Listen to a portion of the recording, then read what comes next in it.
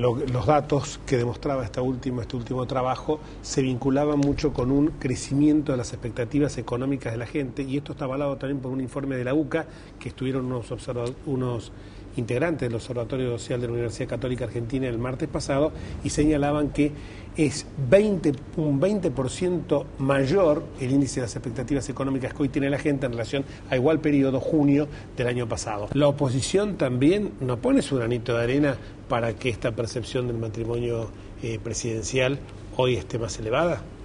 La oposición. La oposición. Obviamente todos estos datos que vemos y la opinión que la gente da cuando la llamamos y le preguntamos están enmarcadas en un contexto que tiene que ver con eso. Y claramente la oposición, acá el gobierno mejora, ¿por qué? El gobierno mejora por algunos aciertos que evidentemente ha tenido, porque han cambiado las expectativas, porque por el contexto internacional también que ha mejorado, y por el contexto político que tiene, digamos. El gobierno en junio del 2009 había muy pocos que consideraban que podía salir adelante después de la derrota electoral.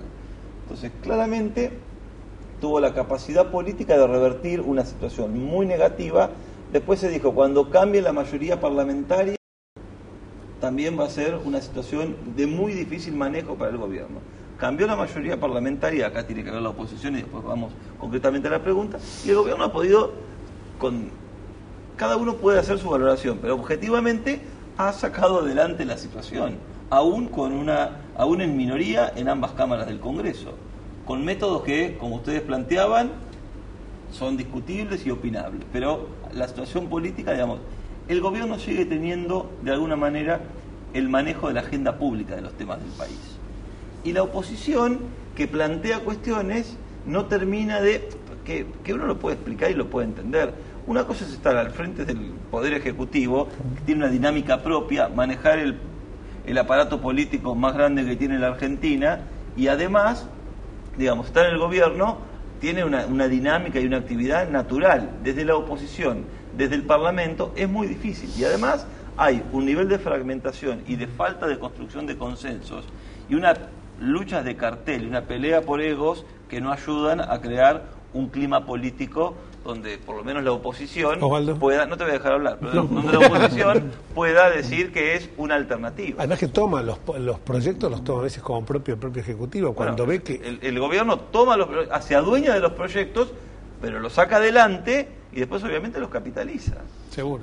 A propósito de esto que venís diciendo de oficialismo y oposición, no vi en la encuesta publicada en La Nación, y tal vez no lo hicieron, escenarios quizás sea demasiado prematuro, escenarios de intenciones de voto para las elecciones presidenciales.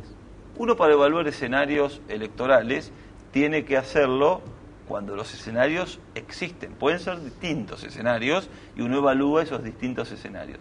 Pero hoy, candidato, en realidad instalado, hay uno solo, que es Néstor Kirchner. Después uno puede ver que en el Acuerdo Cívico y Social, con las novedades de las últimas semanas, realmente está Julio Cobos y Ricardo Alfonsín, en una situación que no se sabe cómo se va a resolver.